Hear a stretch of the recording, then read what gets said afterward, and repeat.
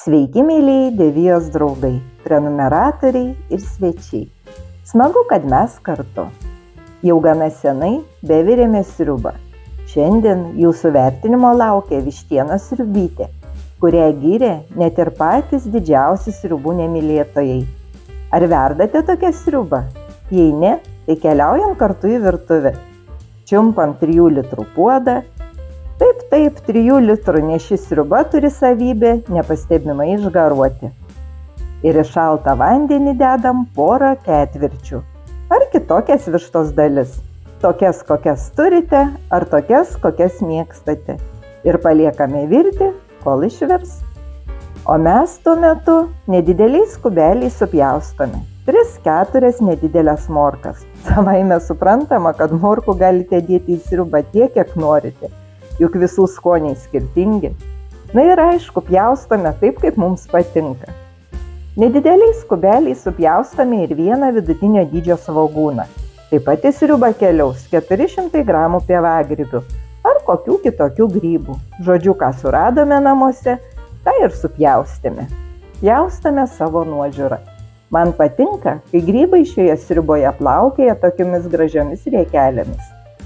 Į keptuvę pilame šiek tiek augalinio aliejaus ir dedame 1 valgomąjį šaukštą lydyto ar paprasto sviesto.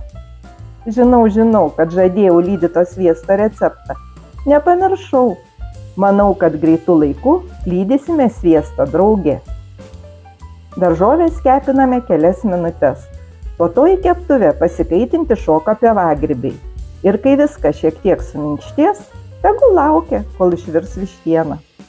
O mes tuo metu turime laiko nuskusti ir kubeliais ar kaip nors kitaip supjaustyti 3-4 vidutinio dydžio bulves. Vištienai išvirus, sultinį perkošiame. Ir kas liko sietelėje, tegul šiek tiek pravėsta. O į sultinį keliauja keptuvės turinys. Sriubą skaniname porą lauro lapų, 3-4 kvapiaisiais pipirais, šiek tiek maltų juodųjų pipiriukų, muskato riešuto, džiovinto česnako ir druskos pagal skonį. Ar naudojame savo įprastinius mėgstamus prieskonius.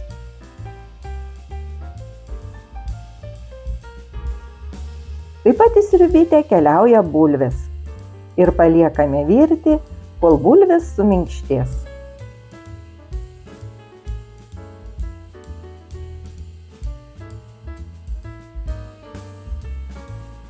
O mes nuimsime mėsytę nuo kaulo.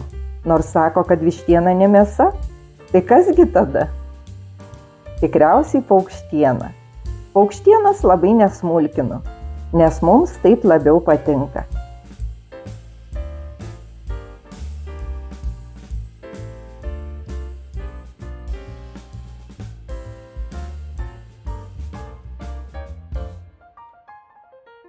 Na ir belieka įdėti lydyto sūrelio tiek, kiek negaila.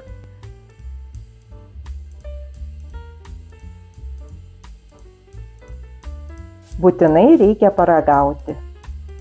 Na va, kaip visada, man norisi dar šiek tiek druskytės. Praturtinam sriubą žalumynais, mano atveju tai šaldytos petražolės ir krapiukai. Ir mėgaujamės. Paprasta, sotu ir labai skanu. Ar gaminote tokią sriubą? Jei gaminote, dėkite pliusą komentaruose. O jei jau bėgate gaminti, tai 2 pliusai. Na, o aš tai jau kviečiu saviškius prie stalo ir linkiu visiems gero apetito. Dar daugiau labai skanių sriubų su vištiena, na ir aišku be jos, jau laukia jūsų dėmesio Devijoje.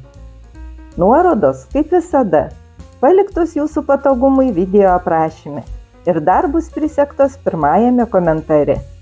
Ačiū, kad buvome kartu iki pabaigos. Prenumeruokit Deviją, man bus labai malonu matyti jūs Devijos prenumeratorių gretose. Ir būsiu labai dėkinga už mano darbo įvertinimą draugiškais komentarais ir piršteliais. Daug saulės, geros nuotaikos ir puikių vasariškų akimirkų.